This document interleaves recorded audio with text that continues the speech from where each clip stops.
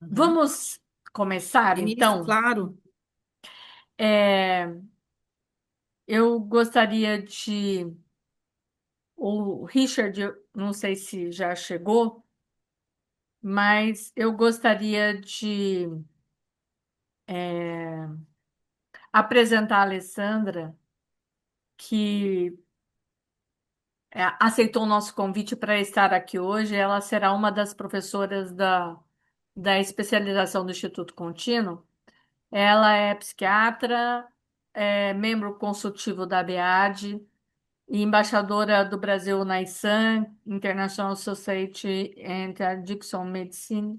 É, mas, além disto, ela é consultora da RA4, autora de mais de 20 livros. Então, Uhum. mas nós teremos também junto conosco, e que vai me ajudar na coordenação do, da especialização, o Richard Reichert, que é doutor em ciência pela Escola Paulista de Medicina, está fazendo pós-doutorado na Unifesp, é professor, pesquisador, editor do livro junto comigo, do Análise do Comportamento e Dependência de Drogas, e com coorganização com o professor Roberto Banaco. E nesse momento ele é diretor de gestão de saúde mental de uma cidade de Santa Catarina, e depois ele conta para a gente um pouco do trabalho que ele está fazendo lá como gestor. Então, quero passar a palavra para a Alessandra, agradecer imensamente o convite, e depois a gente abre para as perguntas para poder debater um pouco esse tema. Com você, Legal. Alessandra. Muito obrigada, pessoal. Olha, eu agradeço então o Instituto Contínuo e desejo vida longa a essa pós-graduação, que ela é tão necessária, né? E acho que com certeza a gente está diante de um fenômeno bastante complexo e que merece ser esmiuçado, já que essa interface ela não é só da saúde pública, como nós dizíamos hoje no programa que nós participamos no podcast, tem interfaces muito com aspectos sociais, psicológicos, culturais, econômicos, né? E com certeza isso tem relevância e a gente tem que estar preparado e não ficar correndo atrás dos problemas, que eu já acho que a gente já está, né? Na verdade, correndo atrás dos problemas, porque ele é gigantesco, né? O jogo como um sintoma, qual a visão psiquiátrica dos transtornos de jogos por azar e seu impacto na saúde mental? Então é isso que eu vou tentar explorar agora com vocês, né? Então, muitos de vocês já sabem que o Brasil se consolidou como um dos maiores mercados de aposta online nos últimos anos, né? E isso vem sendo muitíssimo impulsionado por um investimento maciço em publicidade, propaganda e uma propaganda que aqui no Brasil tem funcionado muito bem e pega muito bem, que é através dos chamados influenciadores. Então, pessoas que têm muitos seguidores na internet. E que foram, inclusive, né, uma delas, né, para uma CPI das bets recentemente, que não deu em nada, e essas pessoas têm um grande alcance, na verdade, e lidam com uma coisa muito perversa, que é lucrar em cima da perda, né, da perca. E eu vou dizer essa palavra terrível, que é a da desgraça alheia, embora eles falam que não, né, existe sim. E por que que o influenciador tem um impacto? Porque mexe justamente com um imaginário muito importante nosso brasileiro, por exemplo, que é com o futebol. Então, as apostas de futebol e esse, né, essa plataforma de jogos online que cuida do futebol, especialmente hoje, né? Ela tem levado, influenciado, porque, né? Eu ver um Vinícius Júnior, por exemplo, numa televisão e fazendo propaganda e normalizando, normatizando os jogos, e isso certamente, né, vai demorar muito tempo para a gente reverter. Para a gente ter ideia, mais de 22 milhões de pessoas passaram a apostar nos primeiros 7 meses de 2024, fazendo com que as as casas de apostas tivessem uma média de 3,5 milhões de usuários por mês, isso só no Brasil. Então, desde que foi, né, regulamentada, isso, vamos dizer, ou liberada, isso aumentou muito, porque os cassinos, eles foram legalizados na modalidade online via Lei 14.790 em 2023.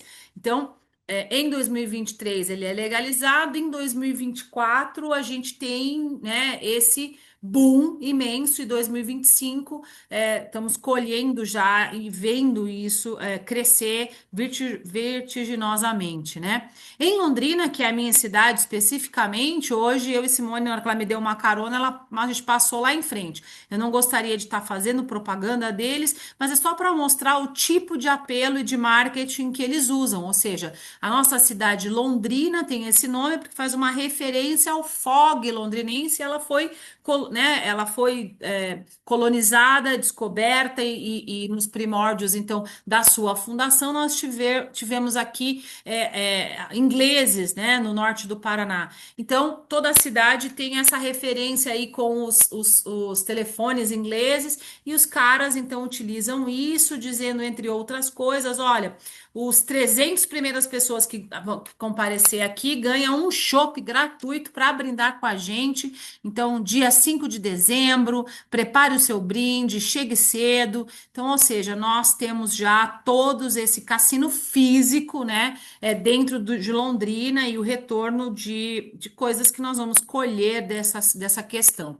Então, o fato é que o cenário dos jogos de azar no Brasil hoje está em crescente ebulição, efervescência e com mudanças importantes, e também acompanhado, claro, de debates acalorados de pessoas, de um lado, que defendem a legalização, do outro que defendem uma regulamentação, de outros que defendem uma total proibição. Então, isso já foi para o CCJ no Senado, que aprovou um projeto que libera cassinos, bingos, jogo de bicho, apostas, corridas de cavalo. O texto ainda precisa passar pelo plenário e Senado, né? E se aprovado, vai para a sanção presidencial. A proposta, ela revoga a proibição dos jogos de azar que existe em 1946 e cria regras novas de operação, fiscalização e tributação. Então, provavelmente, para a entrada deste aqui físico na nossa cidade, ele encontrou alguma brecha na lei já existente e que tem diferentes segmentações jurídicas para cada estado, pelo que eu estava lendo, e para cada localização e jurisdição. Então, a nossa preocupação, com certeza, é a dependência e a regulação, porque a gente vai encontrar críticas, obviamente, que existe uma falta de controle dos jogos online. Parece que a internet, né, virou terra de ninguém e a gente não sabe realmente quem acessa, como é que eu regulamento, como é que eu cuido para que pessoas, principalmente que têm uma tendência, ou aquela pessoa que já tem problemas, ela possa, de fato, não acessar o famoso, por exemplo, Tigrinho, que foi a vedete de 2025, né? E que tem causado endividamento, dependência de milhares de brasileiros. Então, muitos especialistas falam na regulamentação mais rígida, né? De campanhas educativas, de tratamento gratuito pelo SUS para quem sofre de transtorno por jogo. Então, eu tenho acompanhado algumas ações do Ministério da Saúde que tem trazido para a gente aí agora, então, a iniciativa de psicoterapia online para portadores de transtorno de jogo. Há 2 dias, então, a possibilidade da gente utilizar o nosso CPF, bloquear alguns sites de apostas. Eu não vi, confesso para vocês ainda, como isso funciona, ou se isso de fato, na prática, como é que vai funcionar. Mas eu tenho visto muito poucas campanhas educativas, na verdade, a respeito disso, porque em horário nobre nós temos, né, a divulgação a respeito dessa questão, e uma das bets, ela tem o incentivo, inclusive, né, do governo brasileiro. Então, fica complicado a gente, nessa seara toda de interesses, e interesses muito altos do ponto de vista financeiro, a gente olhar para esse cenário e, obviamente, não lembrar das políticas públicas de tabaco que tiveram êxito no Brasil e foram sofreram, questões muito parecidas aqui nesse cenário de publicidade e propaganda. E aí, depois que o caos está instalado, obviamente isso fica muito difícil, porque uma das propostas é justamente: olha, a gente vai tirar dinheiro do crime organizado e gerar empregos. Esse é um argumento muito comum aqui. E vai ser destinado 30% da arrecadação para a segurança pública e o restante para a saúde, para a educação. Mas como é que esse dinheiro chega? Como é que ele é utilizado? Como é que há transparência nessas questões e como que isso de fato vem sendo organizado ou será organizado, né? Porque na verdade a gente já sabe que isso não paga provavelmente os custos reais, ou seja, de novo, a conta não fecha. Um dos slides que eu trouxe justamente fala dos benefícios concedidos pela ludopatia, que é o nome antigo que se utilizava para denominar os transtornos por jogos, desde junho de 2023 no nosso país. E as bets, né, fazem auxílio-doença por dependência em jogos dispararem no Brasil. Então a gente vê aí que de janeiro para cá, de outubro, né, de 2024, a gente teve aí um pico, mas a gente vem tendo aumentos aí significativos das pessoas buscando auxílio-doença para lidar com justamente uma doença que ainda tem muito estigma, muito preconceito e carrega aí no seu DNA aqueles estereótipos que a gente já conhece com os usuários de substâncias, né? Que a pessoa é vagabunda, que a pessoa é despreocupada. Como é que nós vamos dar dinheiro do INSS para essas pessoas ficarem em casa apostando? Essa é uma das questões que muitas vezes colegas do INSS me perguntam, né? Porque não tem a expertise, ou quem é que gerencia esse dinheiro? Quem é que gerencia o dinheiro da Bolsa Família, né? Que é outra questão que as pessoas têm utilizado para jogar. Quanto custa tudo isso, né? Um dos dados vem do A Saúde dos Brasileiros em Jogo, feito pelo Instituto de Estudos para Políticas de Saúde e que fala em torno de 38 bilhões por ano ao país. Eu penso que deve ser muito mais que isso, porque, na verdade, eu não sei se esse estudo conseguiu dimensionar custos indiretos, muitas vezes relacionados a esta problemática, né? E com tudo isso, a pergunta que fica, né, a pergunta de US$ 1 milhão será que, né, essas arrecadações, elas pagam os custos de vida altamente impactados pelo prejuízo dos jogos? Será que os serviços de saúde pública hoje no Brasil estão preparados para atender esse perfil de adicto? E eu tenho bastante, assim, tranquilidade em dizer, né, que as duas perguntas que eu faço nesse slide, a resposta é não, né? As arrecadações não vão pagar, porque a gente já viu isso com o tabaco, e aqui é muito pior ainda, e aqui também.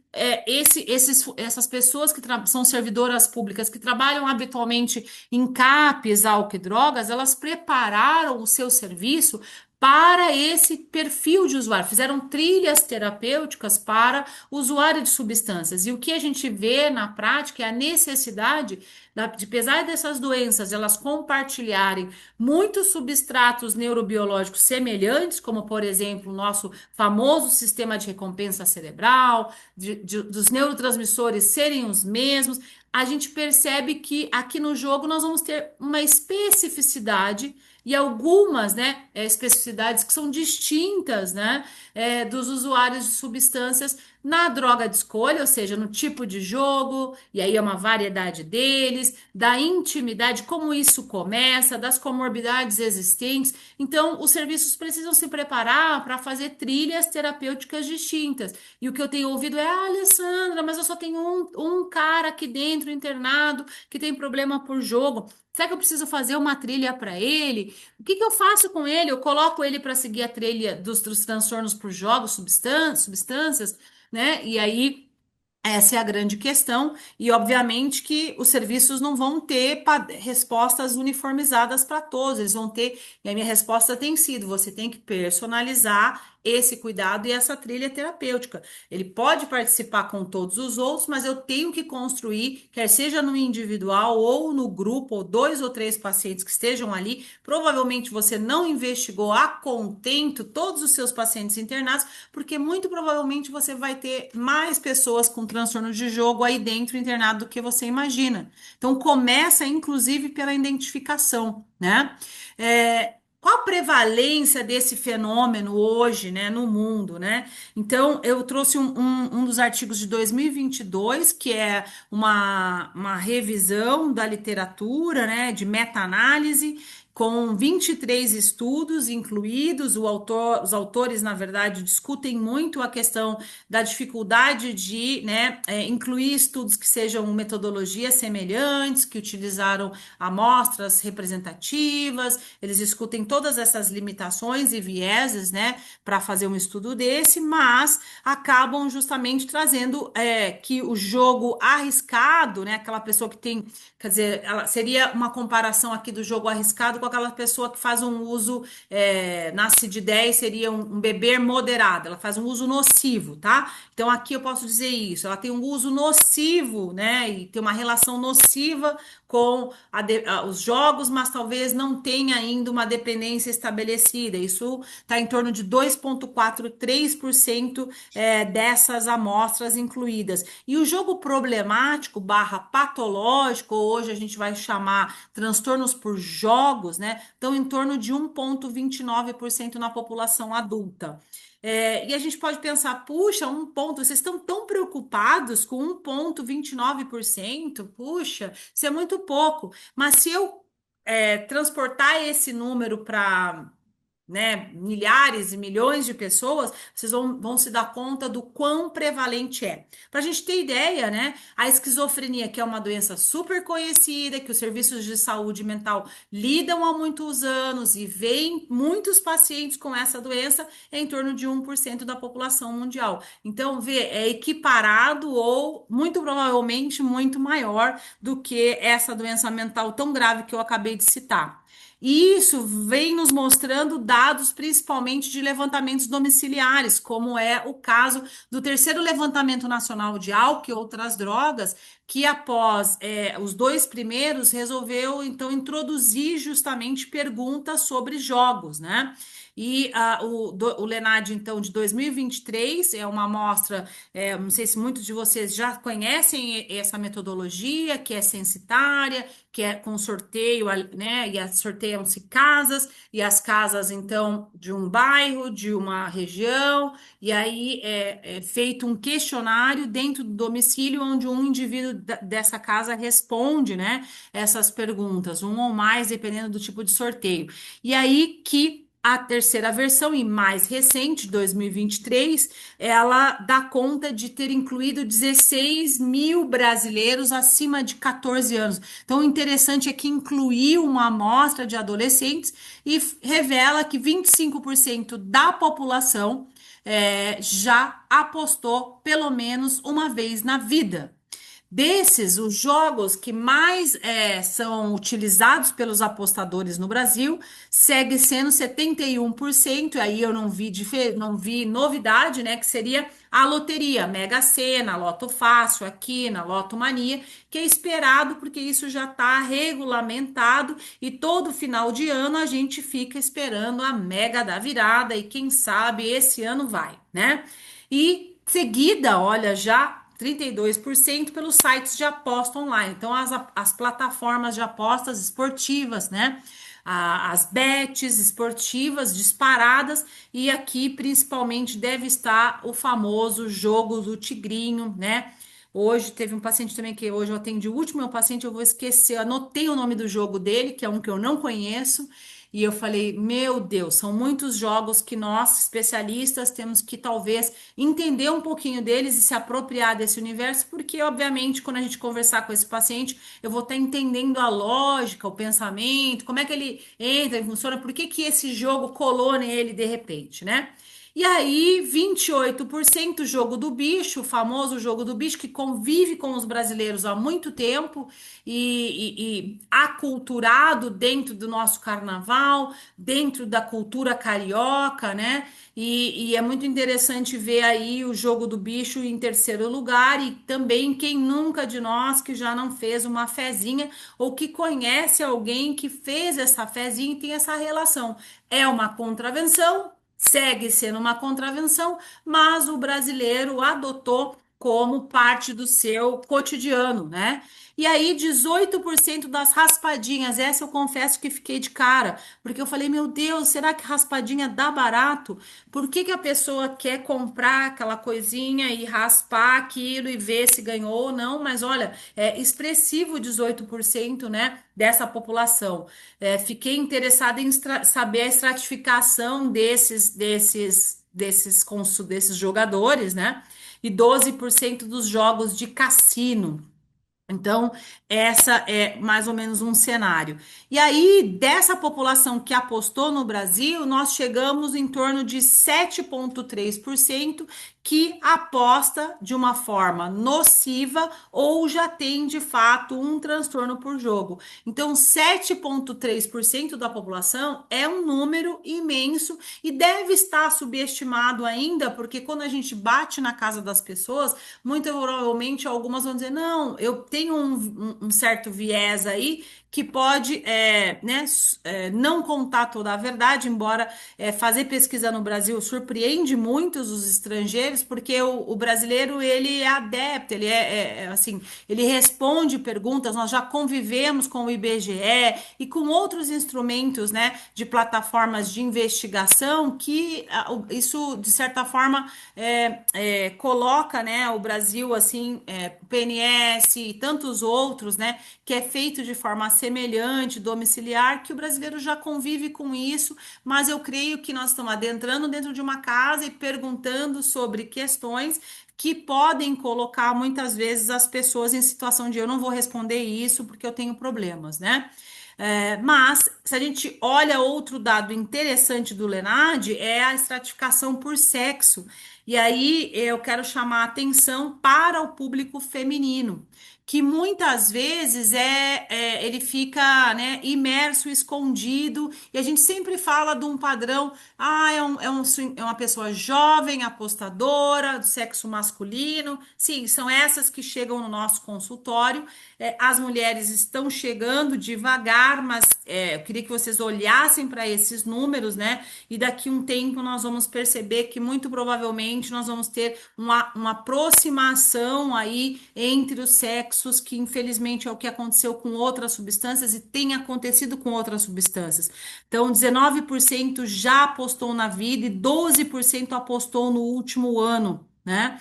Esse dado eu falei, e dentro dessas que apostou na vida e nos últimos anos, os adolescentes, então, correspondem aí a uma população em torno de 14% de apostou na vida, 10% de apostou no último ano. É assim, impressionante, né? E quando hoje nós passamos nessa casa, em frente a essa casa essa casa de apostas físicas aqui na nossa cidade, a questão que a Simone levantou é: pois é, eu conversei com uma adolescente que entrou na casa de apostas utilizando um documento que não era dele e conseguiu apostar facilmente. Então, de novo, essa é uma população extremamente vulnerável, né? E por N razões são vulneráveis. Eu posso falar do ponto de vista cerebral, por exemplo, que tem o seu cérebro ainda, né? O famoso cérebro do adolescente que não fez todas as sintonias finas ainda, que está em processo de maturação e que, de certa forma, eu condiciono a um jogo e exponho esse adolescente a um risco nessas casas de apostas que não vêm somente com a aposta. Ali também tem outros atributos e a vulnerabilidade per se, né, do adolescente exposto num ambiente de adulto que vai estar ali, talvez, assim, né, pensando como é que eu consigo mais dinheiro para uma próxima aposta. né? Eu tô aqui num ambiente de adultos, eu peço, eu troco por outra coisa, como é que né, eu posso estar ali também vulnerável a estar consumindo álcool, a estar consumindo vape, ou seja, uma infinidade de questões que nós poderíamos ficar aqui horas discutindo, né? E reparem que a região sul do Brasil, ela corresponde a 20% desses, né, montantes que apostaram aí. Então a gente tem aí a região sul, talvez pela condição socioeconômica, né? E também trazendo esse dado aqui do Japão, que é uma pesquisa online com 12 mil pessoas, né, recente, de fevereiro de 2023. Então, é é uma avaliação ó, no tempo e no espaço. Então, é de uma população do Japão, país pequeno, mas nacional, cross-section, online, que perguntou o que, né, os tipos, quais são os tipos de atividades e modalidades estão associadas, né, com o jogo patológico. Então, eles queriam investigar isso. Os cassinos, as loterias, as criptomoedas, os esportes bettings, tanto offline como online, e os resultados mostram dados surpreendentes, como por exemplo, ó, o cassino online ele tem uma chance de 4 vezes mais de estar, se você, né, utiliza esse tipo de atividade para jogar, você tem uma chance de 4 vezes mais de estar associado ao fato de você ser um jogador problemático, um jogador patológico de fato. Então, as bets, os cassinos e as criptomoedas ou trading, né, famoso trade de criptomoedas, foram os que mais tiveram associados ao desenvolvimento e relação desenvolver um jogo patológico. A revista Lancet, né, que é muito conhecida na nossa área, ela foi categórica nesse artigo recente de 2024, de outubro de 2024, falando, olha, realmente nós estamos dando conta de um fenômeno que é global, de uma indústria extremamente poderosa que, né, se enraizou e tomou conta e tem tomado conta e criado raízes aí no meio virtual online, e isso é um problema de saúde pública que exige uma coordenação internacional, inclusive para ser regulatória. E a gente fica se perguntando, né, quais são os traços da nossa sociedade hoje que favorecem talvez esse tipo de jogar? Por que que a gente teve esse fenômeno tão grande se o jogo já existe entre nós há muito tempo, né? E aqui alguma dessas possibilidades, né?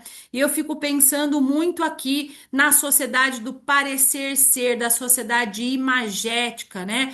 Mostro nas redes algo que eu não sou. Então, alguns dos pacientes que eu recebo, eles também têm esse tipo de pensamento, de cognição, né? De que eu tenho que parecer ser rico, eu tenho que parecer ostentar, eu tenho que utilizar um carrão, eu tenho que utilizar muitos anéis, eu tenho que ser essa pessoa que posta que foi para Londres, para Inglaterra, que foi para tal país, e isso por quê? Porque só assim eu vou ser validado, eu vou fazer parte, né? Isso é muito impressionante junto com essa sociedade que é imediatista, que busca prazer, satisfação imediata, né? Que foi, de certa forma, e vem sendo por algumas correntes, e acho que nós, da saúde mental, psicólogos e psiquiatras, temos uma parcela de responsabilidade nisso, porque evita o sofrimento a qualquer custo. Será que nós temos falado isso em de alguma forma, né?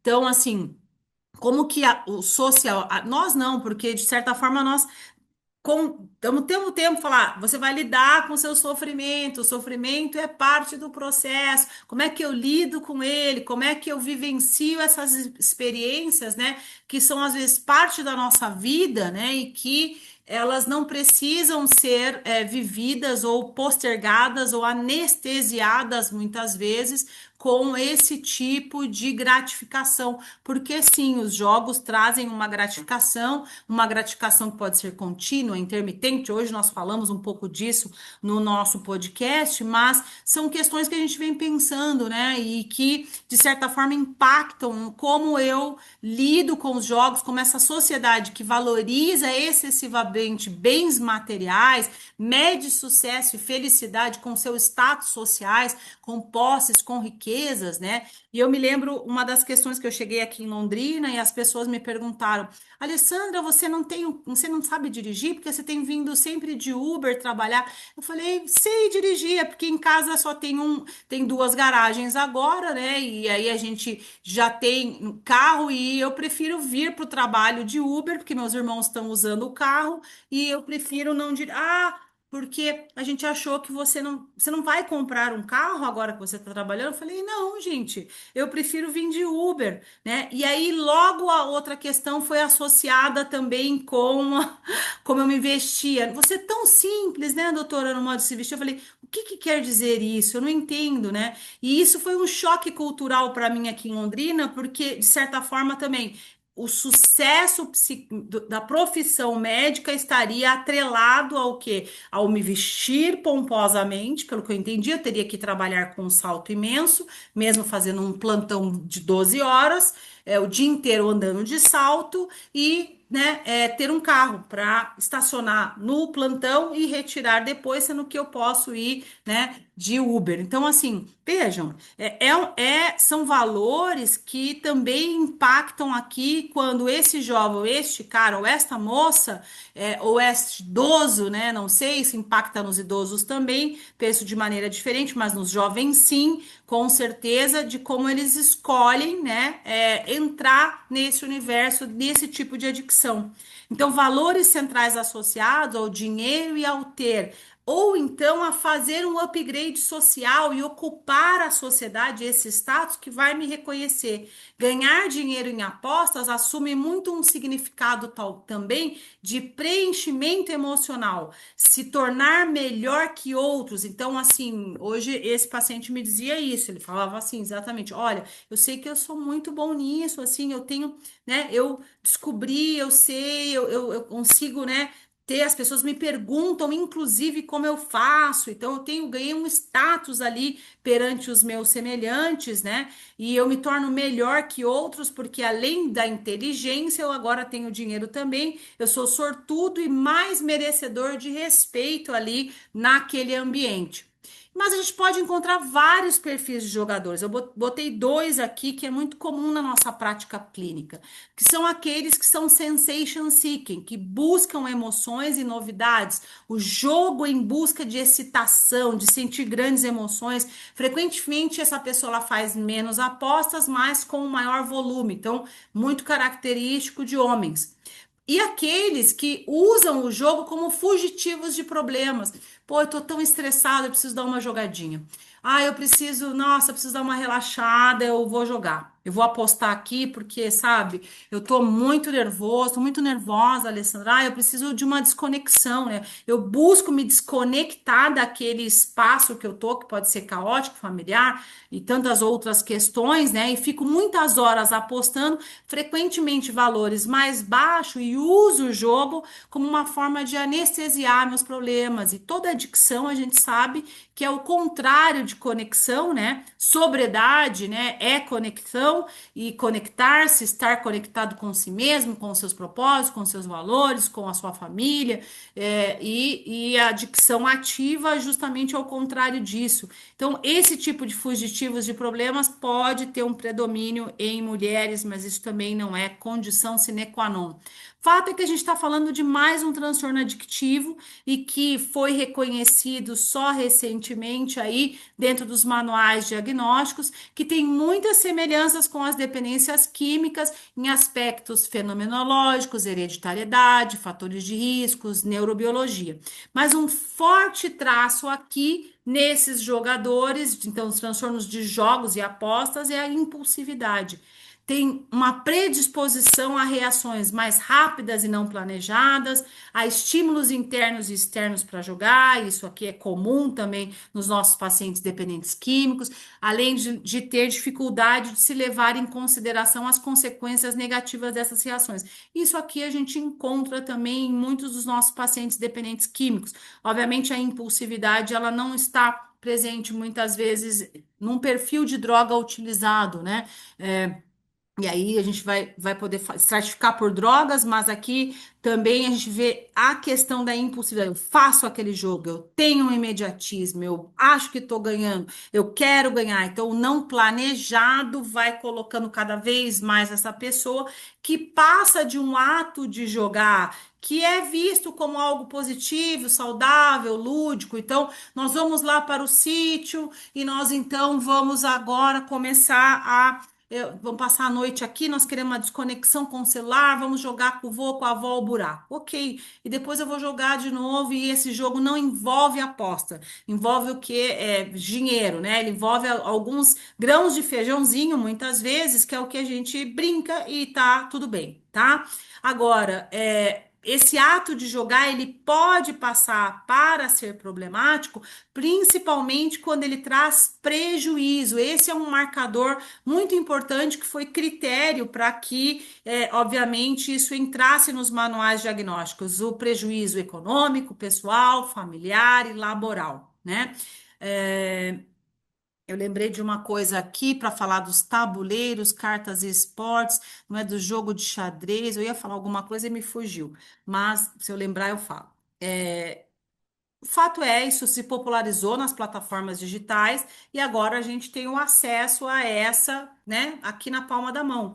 E eu posso fazer isso de uma forma muito, né, no meu quarto, na minha privacidade. Então, eu espero a casa dormir e fico ali utilizando, né? Eu não estou ausente necessariamente. De corpo físico na minha casa, diferente muitas vezes do uso de outras substâncias que a pessoa sai para a rua para buscar, não usa dentro de casa, ou está usando dentro de casa, a família também pode perceber. Então, o que eu quero dizer com isso? Que muitas vezes, pelo fato de ser online e dar essa falsa ideia de privacidade, né? Essa pessoa, ela demora mais tempo para ser identificada, demora mais tempo para pedir ajuda e, de fato, chegar a um tratamento. Então, a alta prevalência e gravidade dos transtornos dos jogos tem aumentado por essa questão, pela maior acessibilidade, disponibilidade, facilidade dos dispositivos. Eu não sei, mas parece que brasileiro, todo brasileiro, eu não sei qual, o número de brasileiros que tem celular, parece que é uma questão assim que é quase que 1 para 1, 2 para 1, né? Algo assim que eu vi alguma estatística aí. Então, assim, é algo que qualquer brasileiro, né, praticamente tem um celular do mais baratinho, ele tem um celular com chip, né, pré-pago, né? Então isso vai modificando o perfil epidemiológico dos nossos pacientes, com aumento de casos e faixas etárias cada vez mais jovens, né, e indivíduos também aí com maior escolaridade. O perfil, as fases desse jogo, então, que passa de um lúdico, né, para um patológico, é a famosas 3 fases da vitória, da perda e do desespero. A vitória, onde ele começa a ganhar, se entusiasma, acredita que ele tem controle sobre o jogo, ele aumenta os valores da aposta, ele dedica, né, tempo ao jogo. E ontem nós falamos, como é o tempo? As pessoas nos perguntam muito isso. Quanto tempo de tela é o essencial? Não tem, eu devo fazer. Claro que menos tempo em tela, menos prejuízo dos mais diversos, que não é só o ocular e tal, e do cérebro, mas também é que a gente não é, eu acho que mais que o tempo, a gente tem que se preocupar de novo, o quanto isso impacta, né, na ausência de estar com a sua família, de estar no trabalho, de estar ou dirigindo, você dirigindo e apostando, por exemplo, né?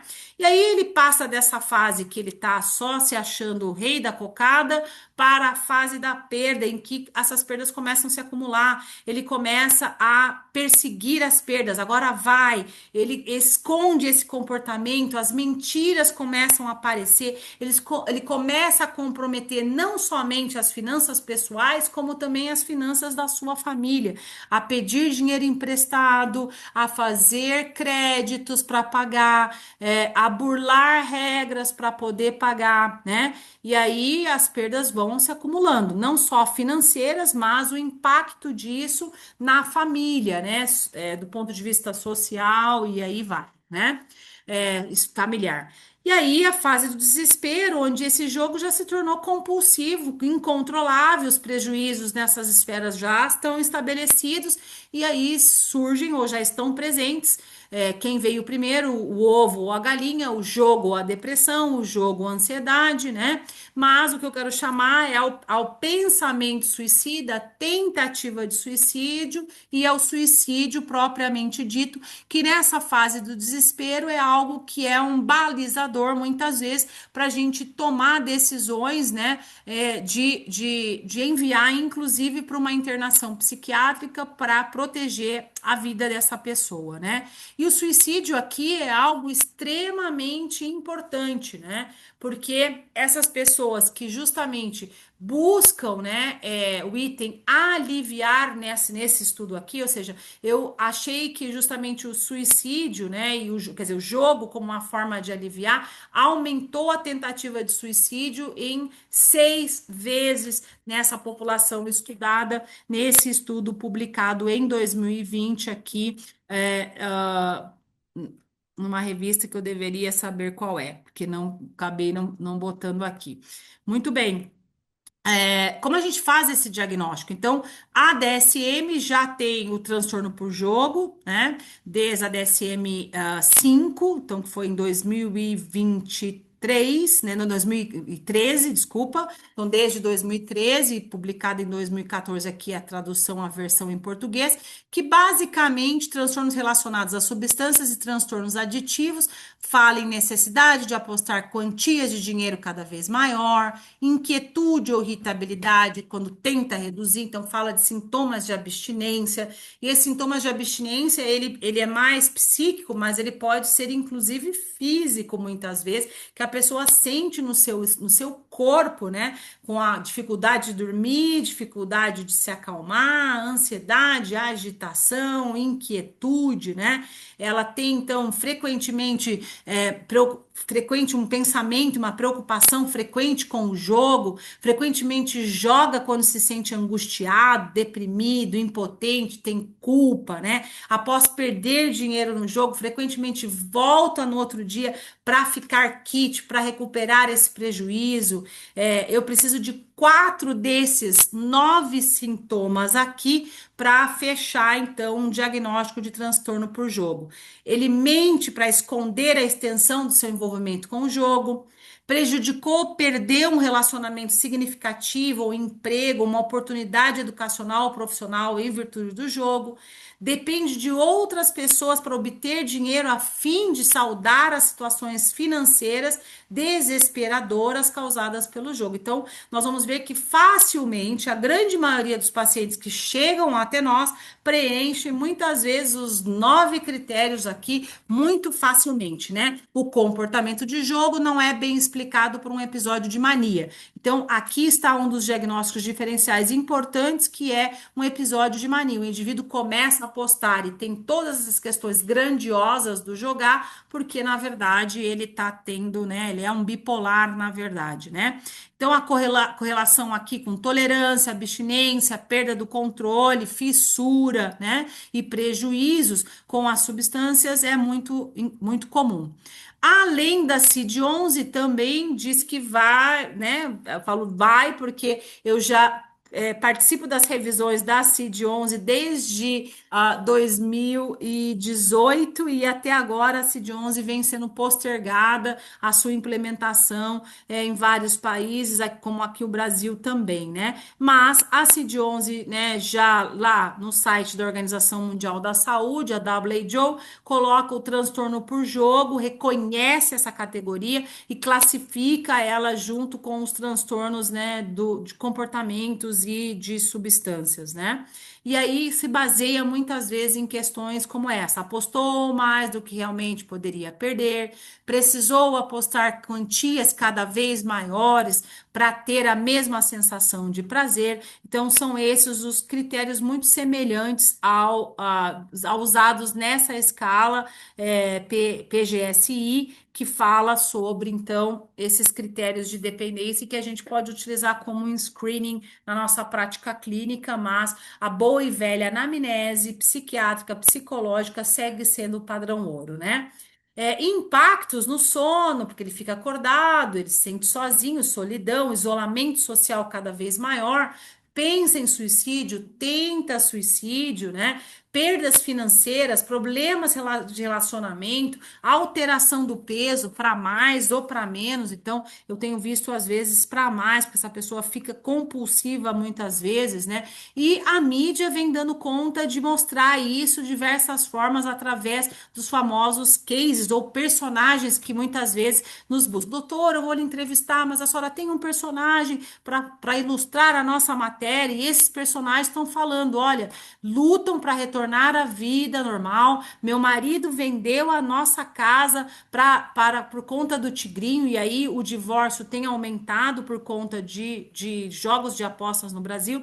Ele perdeu 160 mil no jogo do tigrinho. Eu acho, doutora, que isso é pior que droga, isso é desesperador. E de fato é, né? Mas muitos dos nossos profissionais e a população ainda não se deu conta disso. E isso eu estou falando sem ser alarmista, né?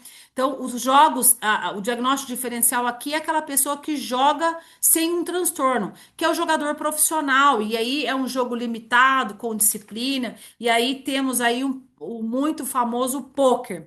Mas eu queria que vocês olhassem para esse jogo do poker, porque eles vão argumentar: não, aqui não é jogo de aposta, isso aqui é jogo de estratégia, não é jogo de azar, é jogo de estratégia, não é o acaso. Sim, concordo que é um jogo de estratégia, mas que nós com certeza temos aqui aqueles perfis e pacientes e pessoas que vão jogar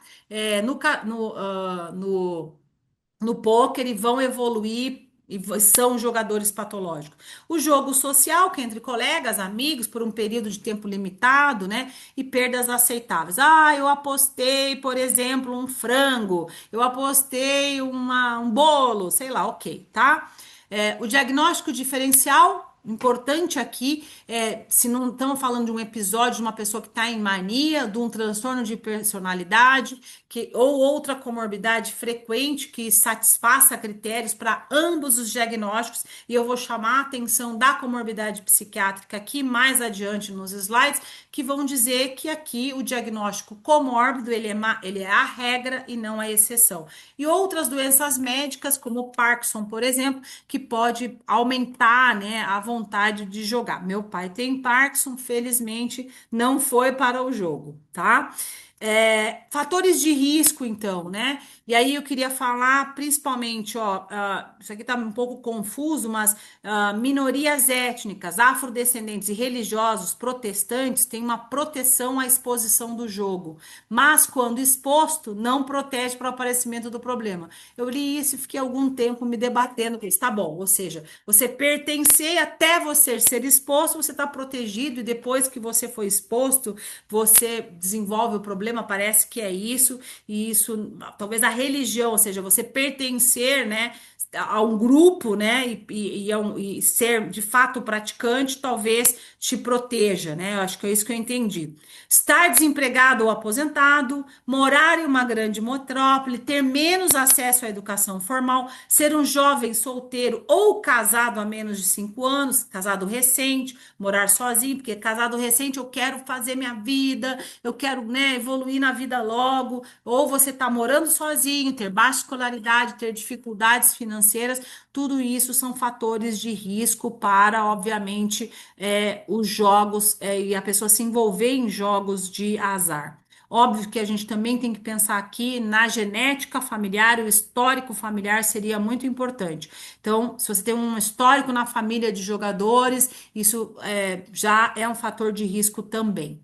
Então, às vezes, né, o que fica a visão e que para nós especialistas, principalmente, a pessoa chega dizendo: eu que sou especialista, ele já vem trazido por alguém super contrariado de estar ali, muitas vezes não querendo estar ali, e ele fala: ah, eu vim porque meu pai descobriu que eu tô jogando e que eu tô com um problema com jogos. Mas não é tão grave assim, Alessandra, como ele tá falando e tal. Mas o meu papel aqui e é nosso é investigar as comorbidades psiquiátricas que estão submersas nesse momento, né? Porque elas estão muitas vezes que vão nos orientar algumas diretrizes para o tratamento.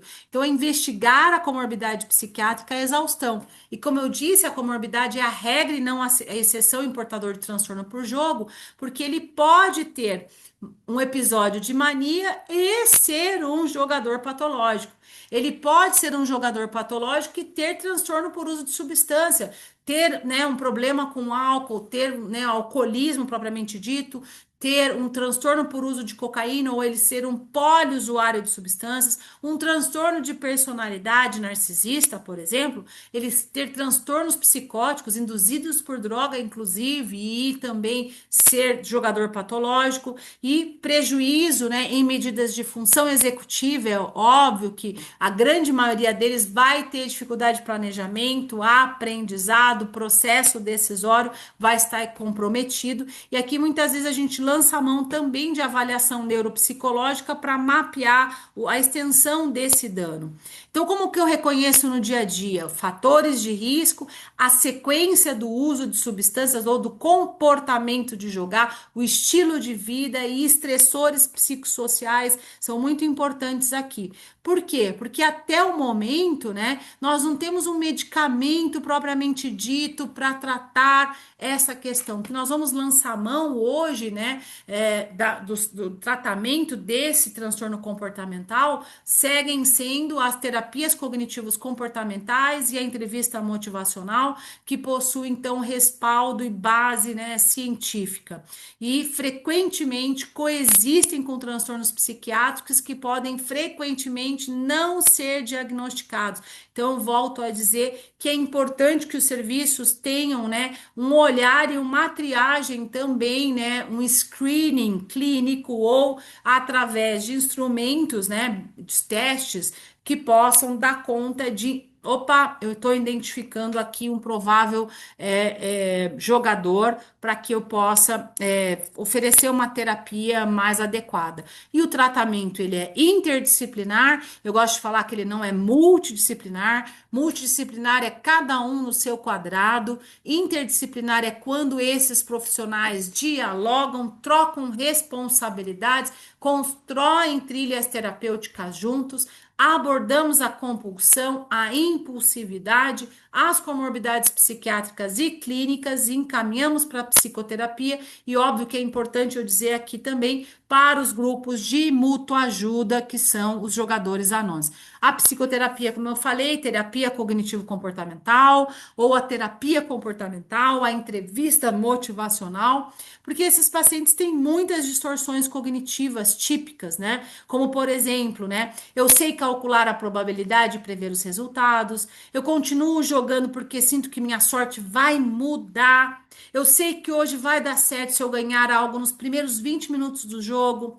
Eu tenho mais sorte quando eu jogo naquela minha maquininha. Dessa vez eu não ganhei por isso. O cara sentou lá e não saiu mais.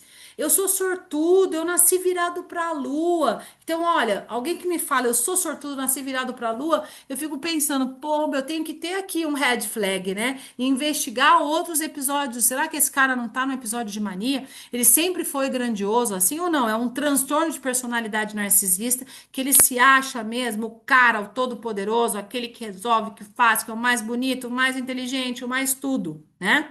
Eu sei que a máquina acumulou muito dinheiro e agora ela precisa devolver um pouco. Essa é a famosa falácia do jogador. Joga para recuperar. Eu não posso parar antes de recuperar pelo menos metade do dinheiro que eu trouxe aqui.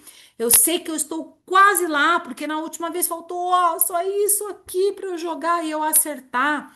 Então, o tratamento farmacológico, ele, como eu disse e repito aqui, ele não tem nenhum específico. Nós utilizamos aí alguns antagonistas opioides, a naltrexona é a que mais a gente usa, né? Mas ela tem a sua, vamos dizer aqui, seu alcance limitado, né? Hoje é uma medicação que não é tão barata assim, ela está disponível em alguns lugares na rede. Aqui no estado do Paraná temos a naltrexona. mas ela tem efeitos colaterais na esfera, principalmente hepática, tem efeitos colaterais de náusea, nem todo paciente tolera, e eu prescrevo em geral para um perfil mais compulsivo do que impulsivo os antagonistas opioides. Então, ó, a evidência é baixa, moderada, poucos estudos, tamanhos amostrais reduzidos, tem muitas limitações metodológicas e alta heterogeneidade. Então, assim, por que que os estudos não mostram muitas vezes bons resultados desses medicamentos? Porque muitos deles não incluem os transtornos por jogos. Muitos deles, os transtornos por jogos, tiveram dropout do ensaio clínico antes do estudo terminar, e aí o ensaio clínico vai ter que dar conta só daqueles que permaneceram. Então, são várias questões metodológicas, principalmente de ensaio clínico, placebo controlado, randomizado, com esse perfil de população, que os estudos devem, né, pecam muitas vezes em trazer melhores resultados.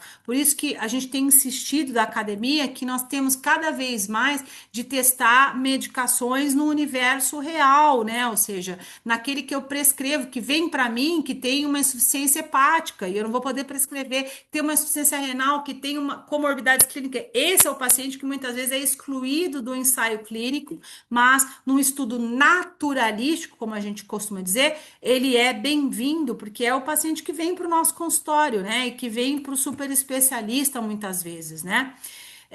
Esse estudo do Journal Addiction Disorder de 2024, ele é uma estudo de uma revisão narrativa, mas ele incluiu revisão sistemática e meta-análise, o que aumenta o seu poder de evidência aí no mundo das evidências, né? 18 artigos selecionados, 11 deles eram revisões sistemáticas, e aí acabaram encontrando como 8 agentes farmacológicos possíveis: naltrexona, nalmefeno, paroxetina, fluvoxamina, citalopram, escitalopram, lítio e topiramato. E aí os residentes adoram assim que eles querem, porque eu digo para eles muitas vezes, se tiver isso, fluvoxamina, eles querem respostas assim, né, mnemônicas para que ele possa usar um ou outro, né? E eu falo, infelizmente, né, aqui não existe isso. Cada vez que você personalizar e individualizar o tratamento, porque aqui, como a comorbidade é a regra, né, nós vamos ter perfis variados de jogadores patológicos, que torna muito mais difícil para nós tratar esse perfil de paciente, né?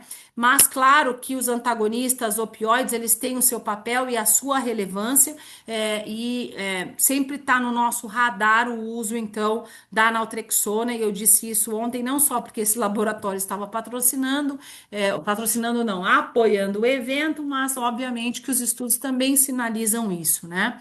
Então, Alessandro, o que que eu faço na minha prática clínica, hein, para tratar o transtorno para o jogo, uma pessoa que tem isso? Busca e, primeiro, identificar, né? Através da perguntando e usando, né, instrumentos que podem ser, como eu disse, até escalas, tratar a comorbidade psiquiátrica associada mediante os guidelines já conhecidos, CAMAT da vida, e utilizar medicações para diminuir impulsividade, compulsividade. Impulsividade, melhor seria o topiramato. Então, hoje eu avaliei esse paciente que eu falei para vocês, o último do dia, que acho que eu agora estou lembrando alguma coisa com double, o jogo dele, que eu não sei qual é esse double. Topiramato, ele tinha indicação, porque é um garoto extremamente impulsivo, com TDAH desde a infância, não tratado adequadamente, que evoluiu, que ele não consegue esperar, ele faz muitas apostas assim de forma impulsiva. Ele fez o pai comprar um apartamento, um carro. Ele compra um apartamento, um carro. Pai, deposita, né? Ele é desses. Então, só que ele tem um problema renal e aí o topiramato aumentam as chances de cálculo renal. E eu falei, pô, não posso prescrever para uma pessoa que tem um duplo J e que tem, né, um estreitamento de ureter e se faz um cálculo renal, esse paciente tem um prejuízo da função renal, já tem um rim debilitado, não posso prescrever. Sobram outros estabilizadores do humor, que seria mais para diminuir muitas vezes não só a impulsividade, a agressividade, como ácido valproico, por exemplo, desde que não haja contraindicação. Se é mais compulsivo, posso pensar na naltrexona, posso pensar na bupropiona, mas aí que é importante. Eu falo, então para todos eu prescrevo bupropiona, Alessandra? Não, e se ele for um bipolar? Se ele for um bipolar, eu não posso prescrever um antidepressivo, ou não recomenda-se uma utilização do antidepressivo. E óbvio, não esquecer das intervenções psicossociais que mais funcionam, entre elas os jogadores anônimos ou grupos de mútua ajuda. Eu coloquei isso aqui ontem, mas era mais para o público leigo, e obviamente que eu pedi para a nossa inteligência artificial fazer, por isso que ela veio com esses botões e ícones, e aí, porque a gente tinha uma população, né, leiga também, mas eu falei, a mensagem final aqui pode ser a mesma para você levar para casa, né? Que é não aposte com a sua vida, não comece, né? Buscar ajuda não é fraqueza, é coragem. A vida fora das apostas. E nosso objetivo aqui, enquanto profissionais, é de fato trazer esperança para esses pacientes e essa família, né? Dizer, evite a primeira aposta, utilizar as ferramentas que nós temos das irmandades, dos jogadores anônimos, que vêm de irmandades que já são muito respeitadas e, né, que eu tenho imensa admiração, como Alcoólicos Anônimos, né? Sou amiga de Alcoólicos Anônimos, com todo o amor e carinho. Óbvio que nem todas as pessoas vão se identificar com as irmandades, mas nós, enquanto profissionais, temos que expô-las a essas irmandades e a esse tipo de tratamento, porque, né, o apoio, né, psicossocial, comunitário, que muitas vezes essa pessoa vai estar disponível, vai ser apadrinhada lá. E não sei se vocês sabem, uma curiosidade sobre os jogadores anônimos, né? Que enquanto as outras irmandades entregam fichas, né? Que são moedas, né? Com uma recompensa, um condicionamento, né? Como queiram, aqui é entregue um chaveiro e não uma ficha. Por quê? Porque a ficha remete ao jogo. E eu lembrei o que eu ia falar para vocês lá atrás, né? Lembra que eu falei que eu tinha esquecido?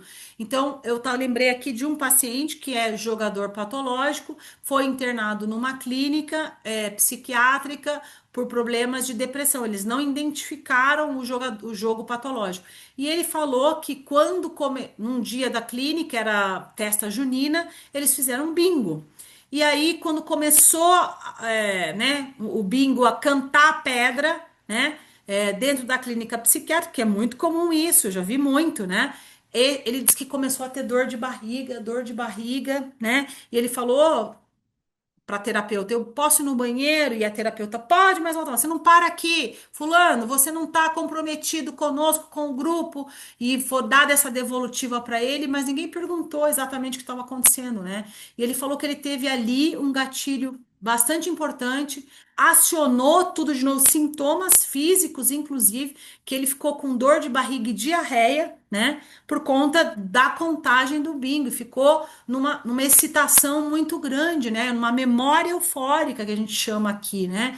E aí eu falei, puxa, né? Que pena que essa profissional que trabalha dentro de uma clínica psiquiátrica de adições não conseguiu reconhecer esse comportamento, por quê? Porque às vezes trabalha no modelo punitivo, né? De novo, né? Aquele modelo muito que está instaurado em muitas clínicas ainda, por mais bom intencionadas que elas estão ou estejam, e que vê esse comportamento como não compromisso, não adesão, falta de motivação. E hoje o nosso colega na live falou tão bem, né, sobre aqui não, né, você esperar a motivação você esperar que ele tenha boa vontade, que ele tenha vontade para entrar nesse programa ou para cair literalmente a ficha dele de que ele perdeu, que ele está, né, derrotado, que ele chegou ao fundo do poço, ou que eu não preciso esperar esse fundo do poço, literalmente, né?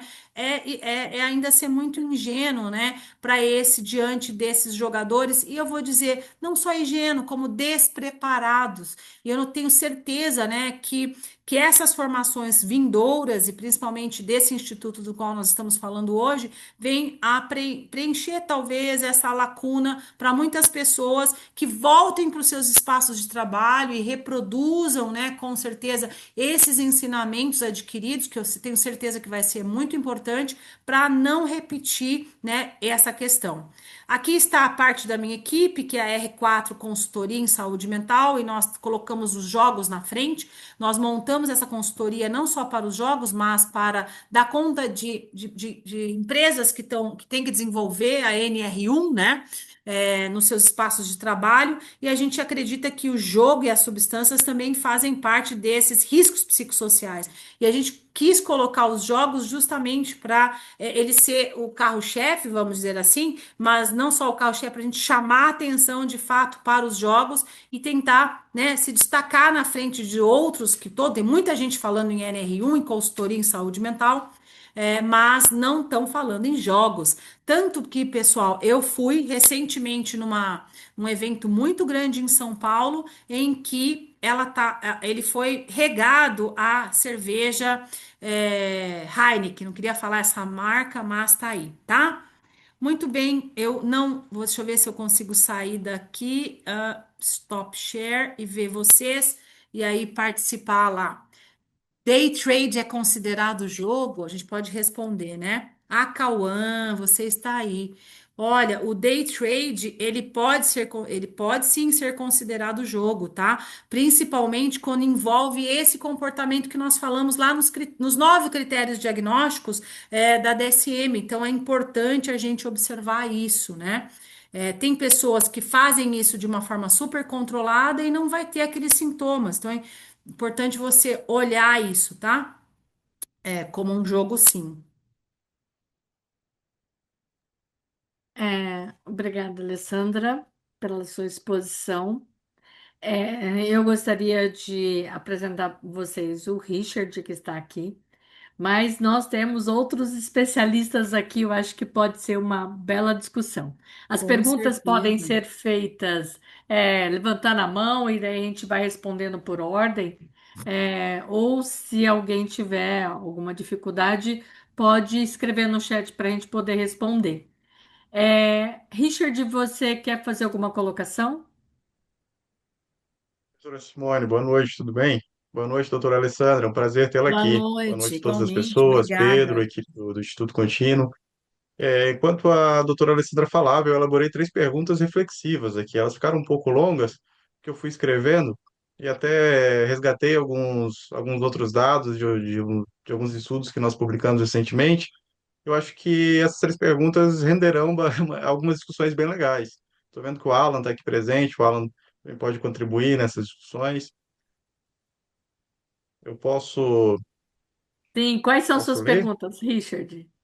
A primeira delas, a doutora Alessandra mencionou que propostas como bloqueio do CPF, né, como estratégia de contenção do comportamento de jogo, na prática clínica, o que chega bastante para a gente, uma pergunta muito frequente, é sobre a efetividade de aplicativos bloqueadores de outros aplicativos, né? Uhum, E uhum. considerando esses diferentes fatores estudados nos campos da psicologia, da economia comportamental, como esses diversos vieses cognitivos, a tendência à busca de alternativas diante de restrições, que foram fatores que você também apresentou na sua aula, né?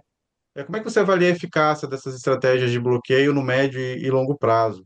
Especialmente considerando a generalização do controle e a prevenção de recaídas. Olha, você está fazendo só pergunta de 1 milhão, né? Primeiro que eu não me lembro de ter visto estudos avaliando eficácia, né? Porque eu tenho para avaliar eficácia e efetividade são coisas distintas, né? Como a gente sabe. Mas exatamente assim, eu não estou me lembrando de ensaio clínico, randomizado. Em geral, são só assim, avaliação da familiaridade com o aplicativo, sabe? Do tempo de uso, como você se sentiu. Então, eu acho que ainda precisamos, um cenário de estudos que pode crescer enormemente, principalmente para aqueles que são desenvolvedores, né, de aplicativos, como o meu colega André, que é meu aluno de mestrado aí.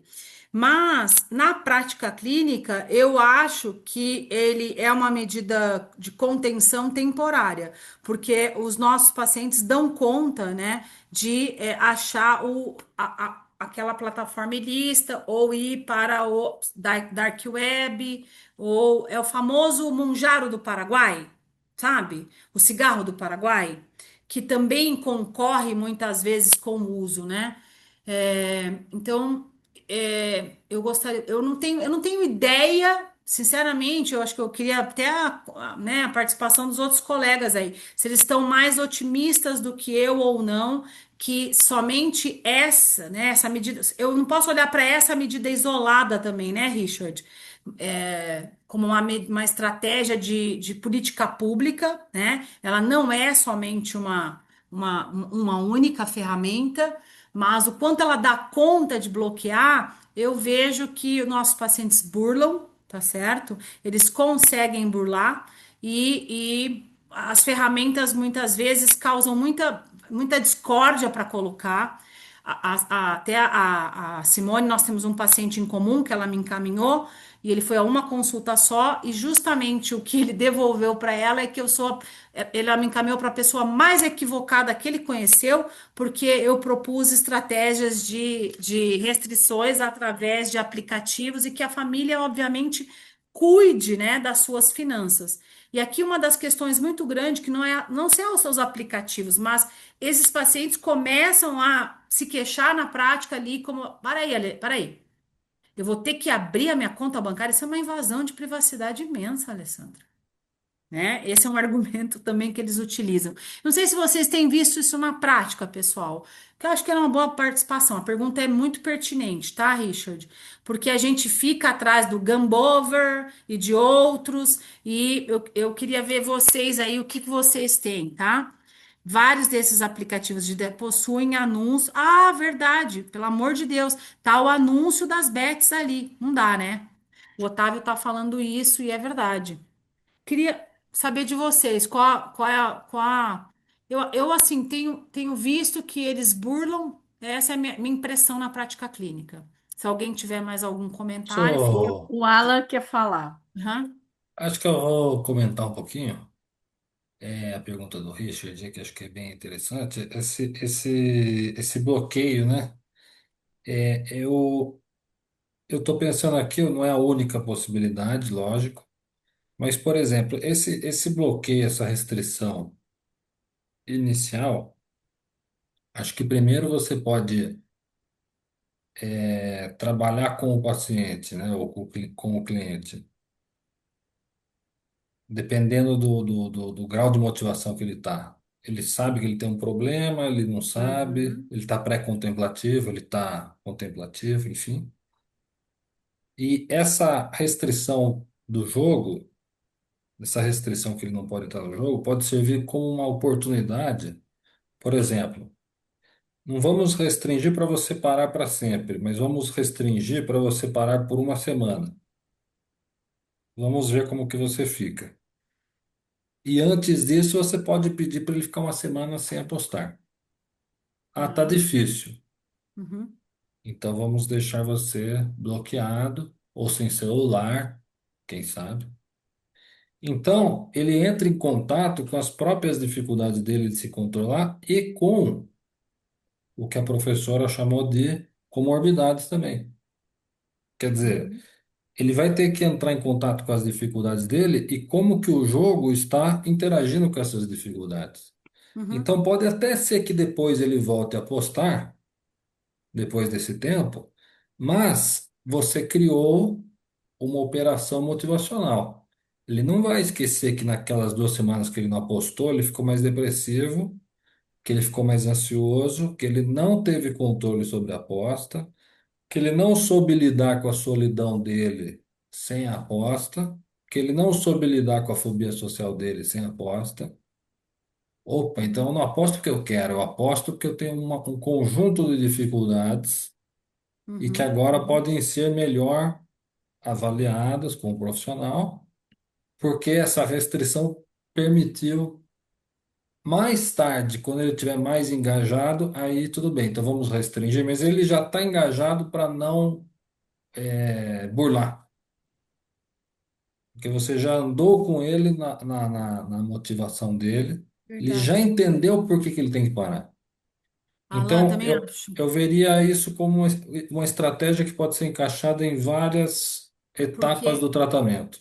na prática, apesar deles burlarem, né, o início é um chacoalha, sabe? Né? A gente fala, a família dá um chacoalho assim, a gente falou, "Ô, eu tô atento, eu tô Exatamente. por aqui, né? Nós vamos olhar, fora isso aí que nós vamos ganhar um tempo de poder trabalhar todas essas questões que você trouxe, né? Mas eu acho que ia ser tão interessante se a gente tivesse isso através de estudos, né? Eu queria muito ver isso, Claro. assim, né? O Cauã quer falar também. Cadê você, Cauã? Bem, Aí, vocês estão me ouvindo? sim. Sim. Nossa, eu tô chegando em casa da clínica, tava assistindo vocês aqui, tô pelo celular.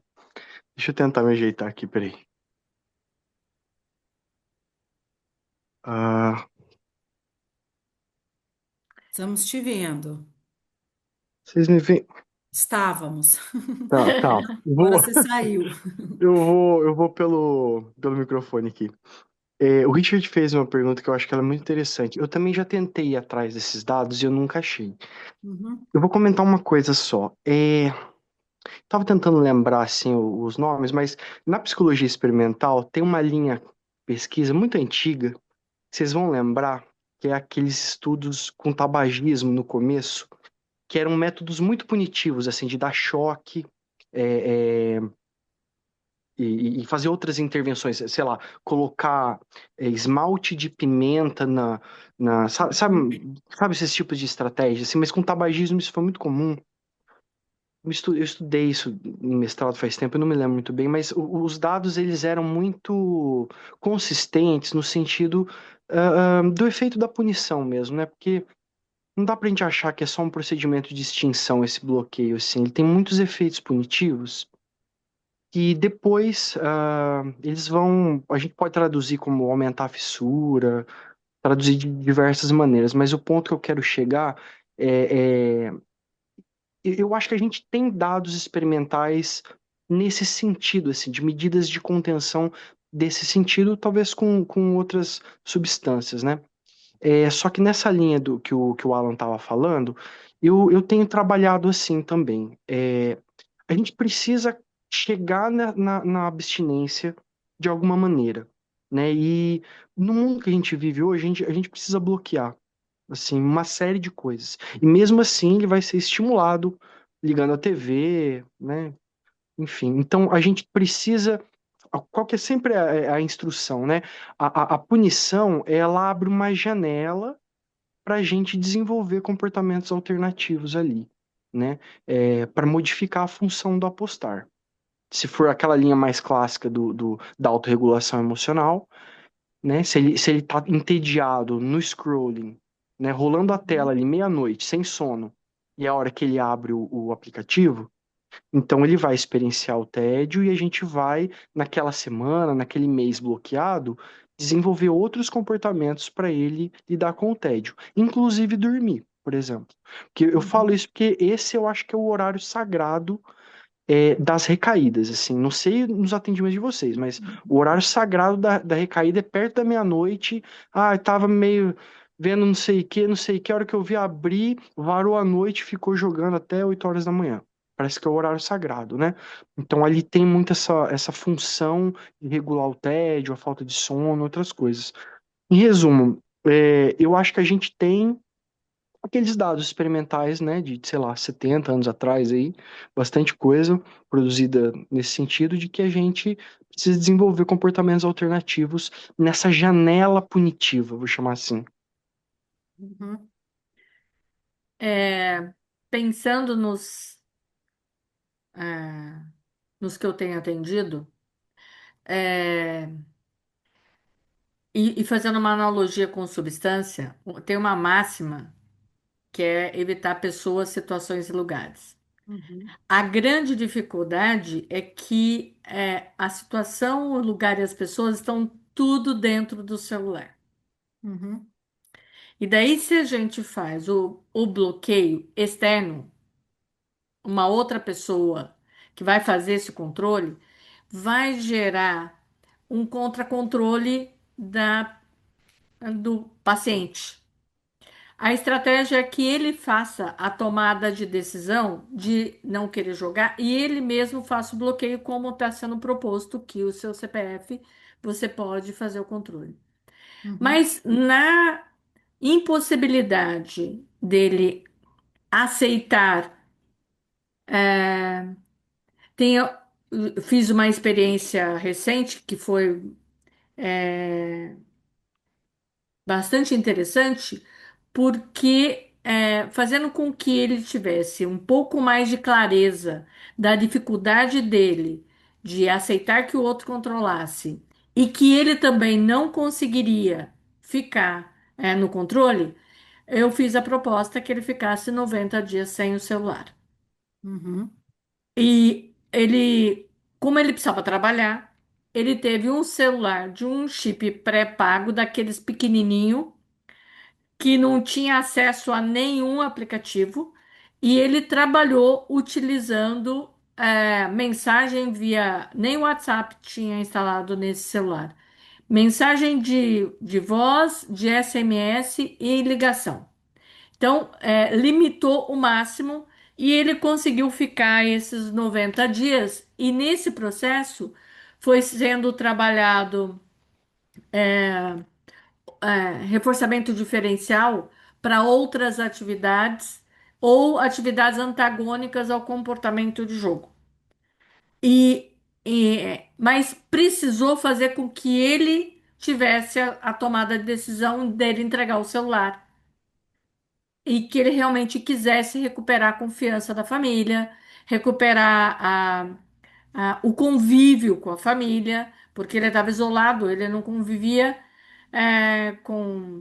nem com a esposa mais.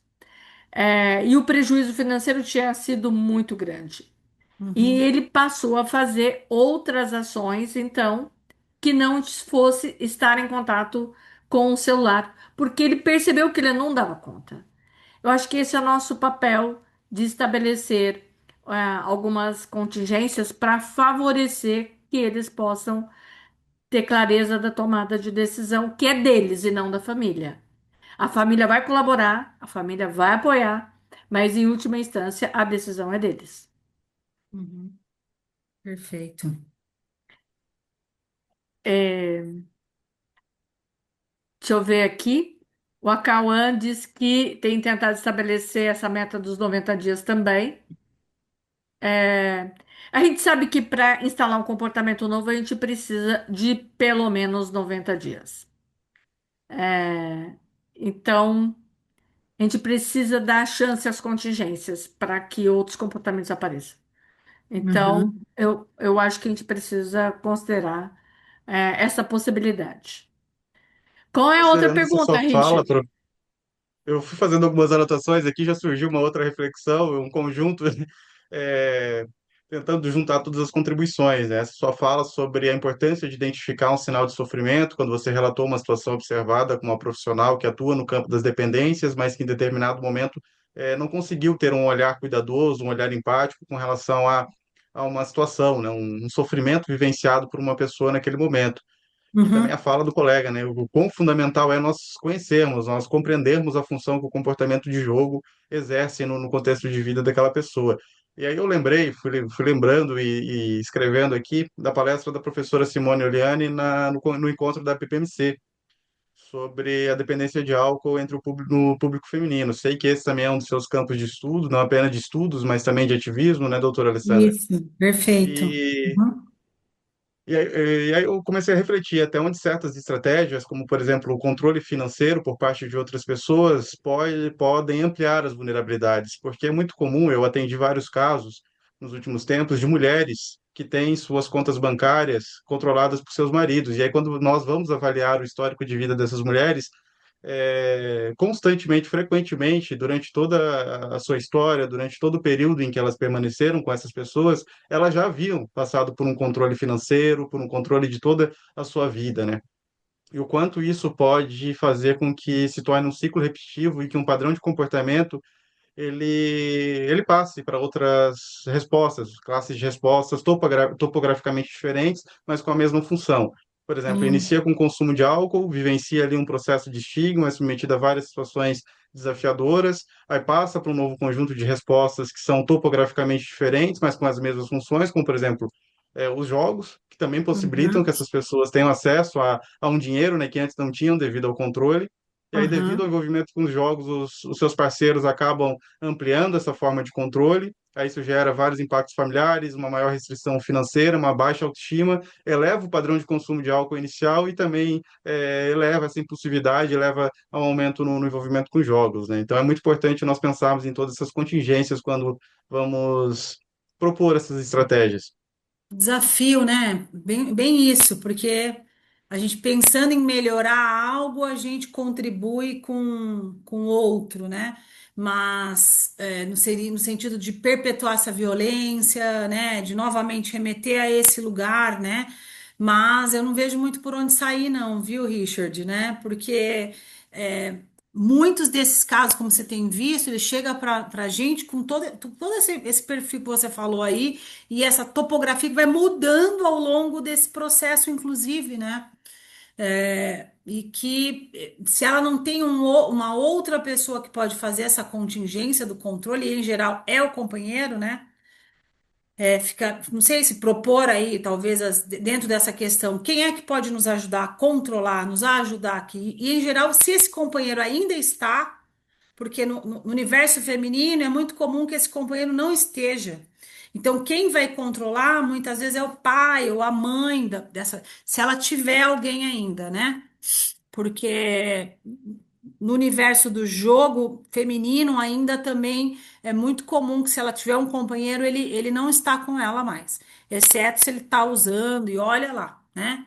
Então, acho que olhar para o público feminino também é outro desafio aqui nos transtornos por jogos, sabe?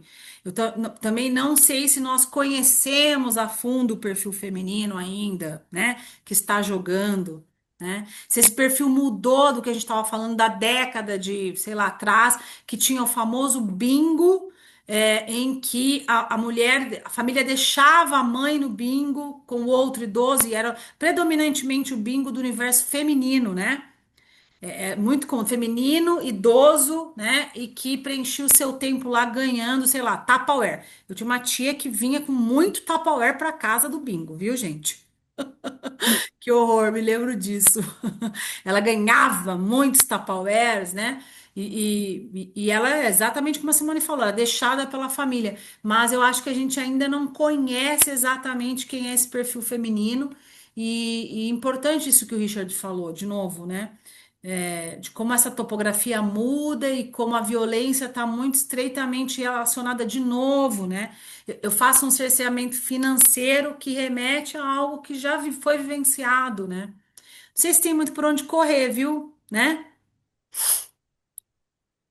A gente precisa fazer alguma coisa, Aham, mas ajudar essa pessoa a fazer a tomada de decisão e aham. desenvolver um repertório de autocontrole é o mais adequado. Só que nos primeiros tempos, Vai ter que ser. vai ter que ser em casos gravíssimos de Uhum, perdas financeiras muito grande, é, em que realmente a pessoa não consegue, talvez precisa até de um internamento para sair, ir para um ambiente seguro. aham, Ou uma outra coisa que a gente até viu ontem na palestra, ó, uma pessoa do Ministério Público falando de uma interdição transitória até a pessoa conseguir desenvolver a habilidade habilidades. Aham, de não se colocar em vulnerabilidade em risco. Então, acho que são muitas coisas que a gente precisa olhar, mas olhar de forma idiosincrática, considerando a vulnerabilidade de cada pessoa que está na nossa frente. aham, Não tem uma receita, mas a gente precisa olhar para todas as possibilidades para ajudar quem veio nos procurar. A família, porque normalmente essa pessoa veio acompanhada de alguém que a ama e que gosta dela, e o próprio paciente, cliente que está na nossa frente. sim. É, alguém mais quer contribuir nessa discussão? A gente vai para a terceira pergunta do Richard. Professora Simone, eu acho que essa discussão já contemplou todas as outras, então podemos abrir para mais pessoas colocarem suas dúvidas, suas opiniões, trazerem Tô vendo um estudos, monte de caso amigos conheçam. aí, ó. os mineiros lá, o Luciano Pinheiro de Belo Horizonte, Sheridan, né? Tô vendo uma galera aí, ó. Eu também estou vendo. É. A Anne, Ah, é, mas essa nosso bate-papo, é, na realidade, o objetivo principal é apresentar para vocês uma especialização em dependência de substâncias e comportamental que está sendo lançada pelo Instituto Contínuo. E eu gostaria de convidar o Pedro, que é o diretor do Instituto Contínuo, para poder falar um pouco desta proposta é, inovadora, considerando que a maior parte das especializações em dependência de substância contemplam outros vieses e a gente está incluindo as dependências comportamentais uhum, que a gente tem observado que não tem sido contemplado. O Alan também é professor dessa pós, ele também tem uma disciplina. O Richard, eu, a Alessandra. Tem outros professores. Aliás, tem uma galera, gente do Brasil inteiro, só gente top trabalhando nessa especialização. E eu quero passar a palavra para o Pedro, diretor do Instituto Contínuo, para falar dessa proposta. Oi, gente, tudo bem? Boa noite. Eu tava de câmera fechada aqui porque eu tô em casa, crianças de férias e tudo, mas acompanhei a conversa toda por aqui. Obrigado, Alessandra, pelas palavras, por receber a gente aí, e pelo cuidado com tudo, desde a preparação desse evento, né, por aceitar o convite, por estruturar esse começo dessa discussão. A ideia, como a Simone falou, é que esse já é um tema que a gente trata no Contínuo faz um tempão. A gente já teve aqui jornadas dedicadas à redução de danos, isso há, sei lá, uns 8 anos. A gente já teve cursos pequenos, que são disciplinas de outros cursos maiores de clínica, e inúmeras tentativas de abordar esse tema. Eu confesso uhum. para vocês que eu estou muito, muito, muito animado, porque eu acho que essa é a proposta mais robusta que a gente já fez nesse sentido. Eu e a Simone, a gente conversa sobre essas possibilidades há um tempão. E aí, com a parceria do Richard e com a parceria de todo mundo que ajudou a escrever o livro, né, que é um pouco do contexto dessa conversa toda também, acho que a gente chegou num programa muito bacana. O Richard está colocando o livro aí no chat, para quem quiser ver. Vou deixar uma anotação aqui do lado, deixa eu só anotar isso aqui rapidinho, que esse tipo de coisa eu esqueço. Quero deixar Eu esses acho que eu links para quem escrevi um está assistindo capítulo nesse livro, depois. né? Acho que tenho, se não me Tem engano. muita gente boa nesse É, livro e que acabou virando pessoas convidadas para a pós também. capítulo para análise de comportamento dependente. Não sei se eu tenho nesse daí. Esse é o da a Simone Oliani tá na. Esse é o que você é a autora de capa, Simone? É a Simone e o Richard de capa, Ah, né? é? Sim, tem mais Então uma é. pessoa, se não me engano. Ah, sim. Me ajudem aí. Tá bom. Isso aí. Deixa eu colocar aqui na tela, não vou ficar fazendo muito jabá, boa parte de vocês já conhecem o Contínuo aqui, mas a gente trabalha com análise de comportamento há 13 anos e com cursos pequenos e no começo, formações um pouco mais livres e com Uhum. pós-graduação de forma geral direcionada à clínica, à OBM, a análise de comportamento aplicado ao autismo, DBT, a gente já tem parcerias com várias outras instituições legais aqui do Brasil também. Então, eu não quero ficar tomando muito tempo de vocês. Acho que boa parte dessa conversa está contemplada aí, mas para que vocês conheçam e que vocês possam recomendar. Curso que está começando sempre precisa dessa ajudinha dos colegas, para formar as primeiras turmas. Depois aí, conforme os egressos vão saindo do curso e trabalhando bem, a gente consegue criar ali um fluxo mais legal, né? Tá aqui a especialização. Deixa eu pegar uma coisa aqui só um pouquinho, que acho que vai ficar mais legal.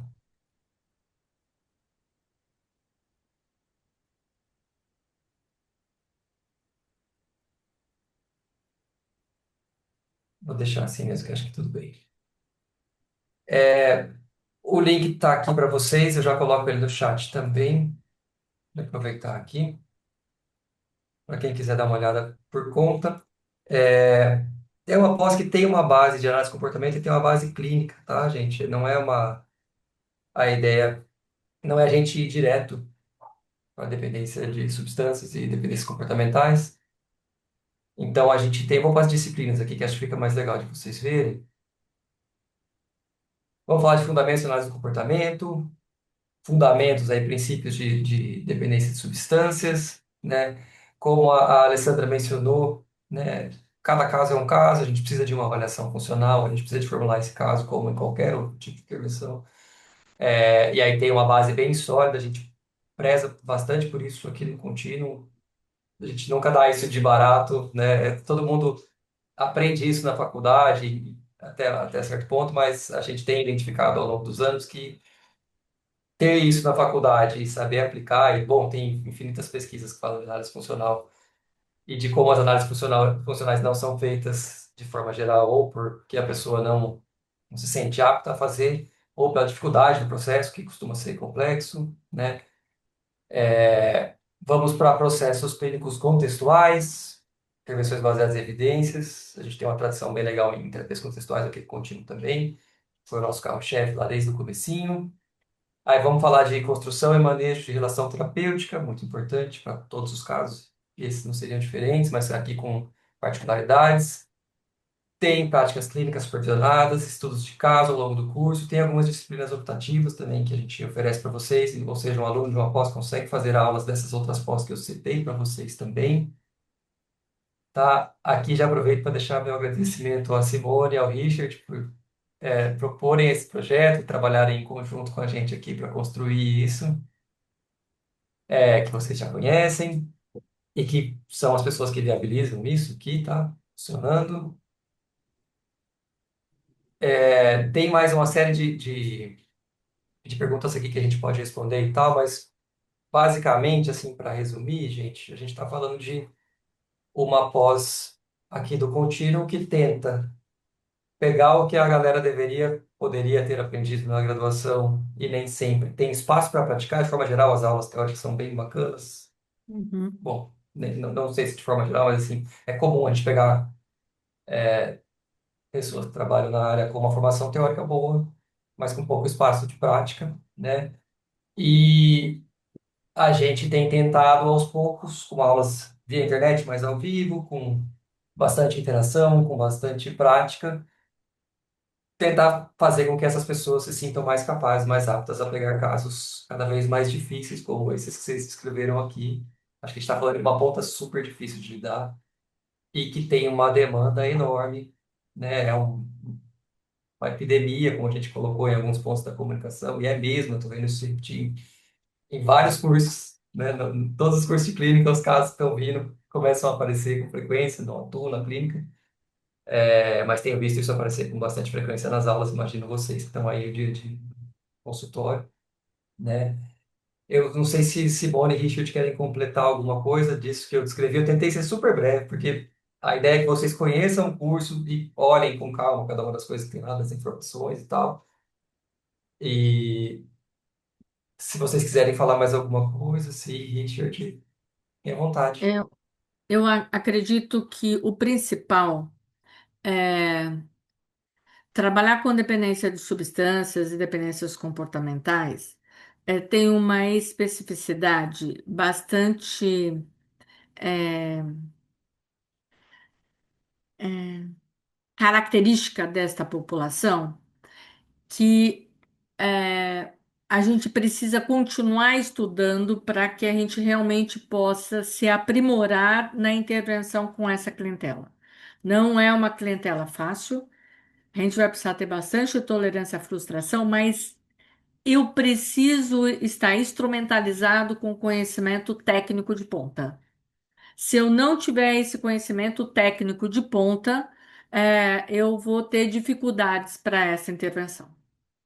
Então, na graduação, se a gente for pensar, se, tanto na medicina quanto na psicologia, a gente teve o que de Vamos começar de dependência de substância. Quantas horas aula tivemos? E com relação a jogo patológico, nada. Porque esse é um fenômeno do momento.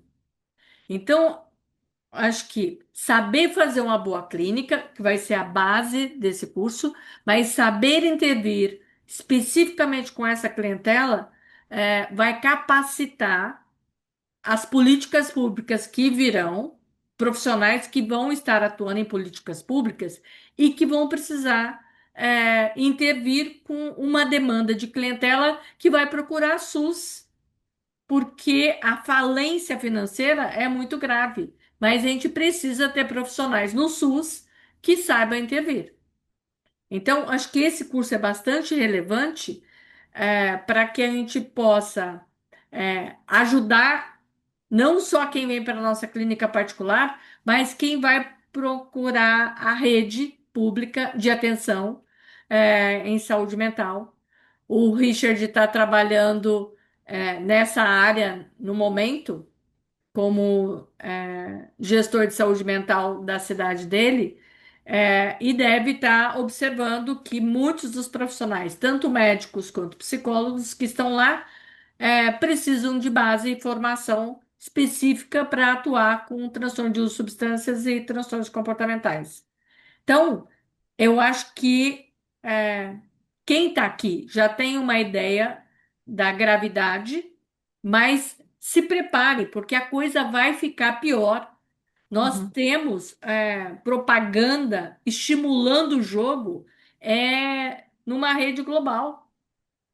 Aliás, em todas as emissoras de TV tem no horário nobre. E cada vez mais, hoje a gente viu a Alessandra trazer a idade mais ou menos das pessoas que estão do último levantamento do Lenad, mas se preparem. Crianças e adolescentes que estão tendo acesso ao cartão dos pais, até pessoas da terceira idade, expostas ao jogo compulsivo, ao jogo patológico, e com um quadro de ansiedade e depressão que está levando ao suicídio.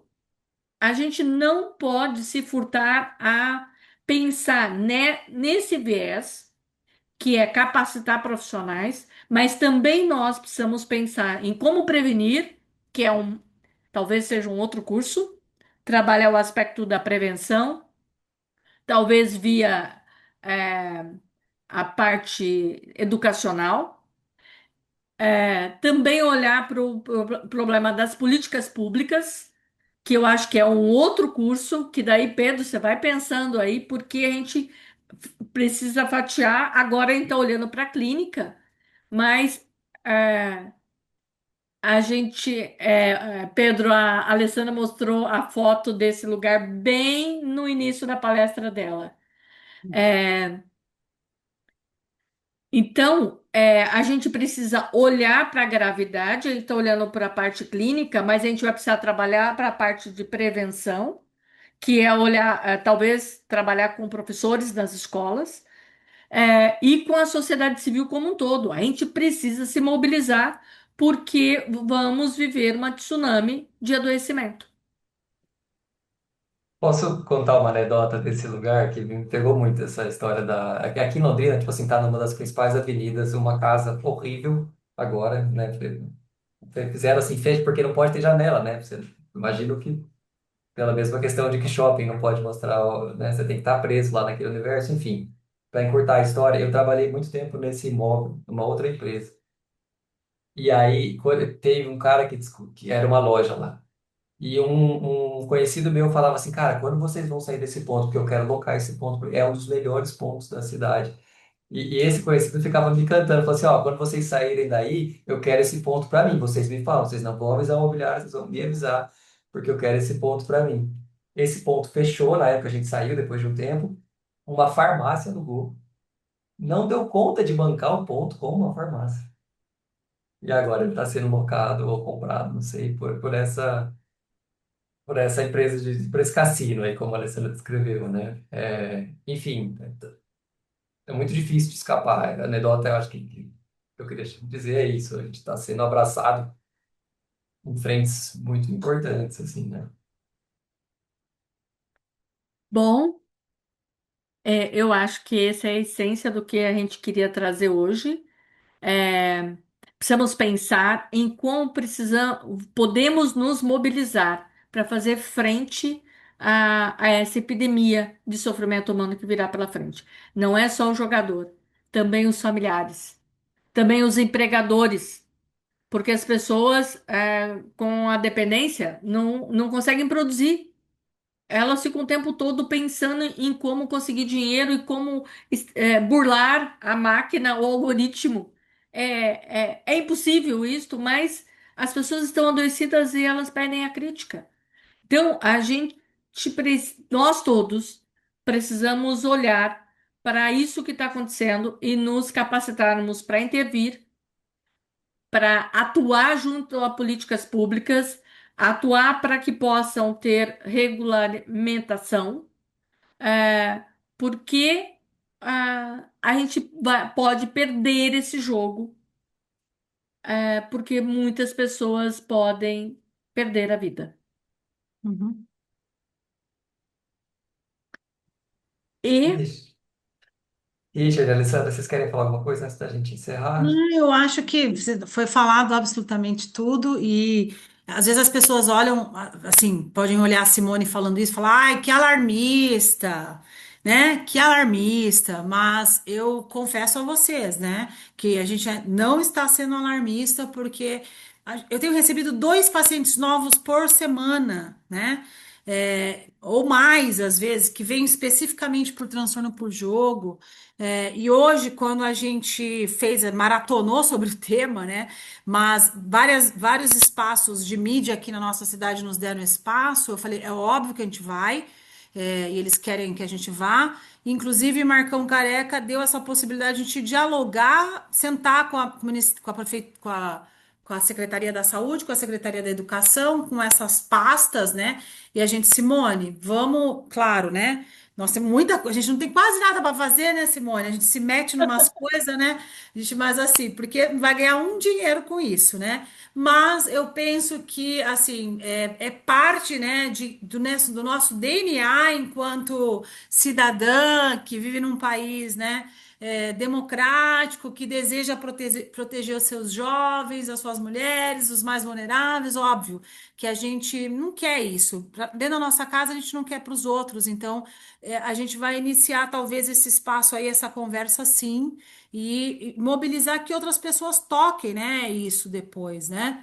Eu acho que isso é importante, esse espaço aberto, né? É óbvio que a educação tem o seu papel, a gente está dialogando de novo com um assunto que ele tem outras interfaces. Ontem as perguntas foram direcionadas todas para o promotor, tá?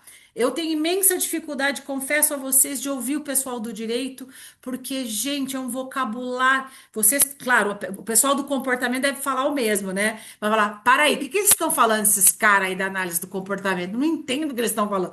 Eles devem olhar o mesmo jeito para vocês. Mas o cara às vezes usa umas. Ele até tentou, mas tem hora que vai lá num juridiquês e se enrola e fala. Eles têm uma retórica distinta da nossa da saúde, né? E eu falava. E ele foi o mais perguntado pela plateia que queria saber coisas, óbvio, que a saúde não entende, né? E como o direito pode contribuir com isso, né? Então a gente está falando desse assunto, né? Que é muito, né? Desafiador no momento para todos nós. só para contextualizar, quem é esta pessoa que a Alessandra está falando? Marcão Careca. Ele é um comunicador aqui da cidade e, nesse momento, ele está secretário da Cultura. Aham.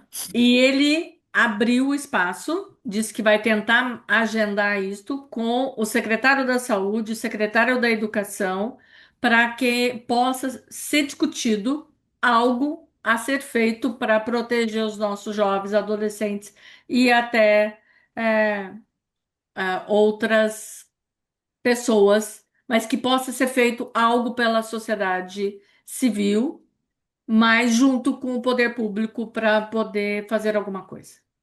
Eu acho que esse é um desafio daqui, porque não é todo lugar que tem uma casa de aposta antes era online e agora ela é física, e que crianças e adolescentes, crianças não, quem me contou foi um adolescente que entrou lá, ele tem 16 anos, entrou com documento falso e jogou. Então, se ele está entrando, a gente precisa alertar os pais, os educadores, para que a gente possa fazer alguma coisa. Senão, a gente perdeu o jogo. Uhum. Então, eu acho que a gente precisa dar as mãos para poder conhecer um pouco mais desse universo e poder intervir. Richard,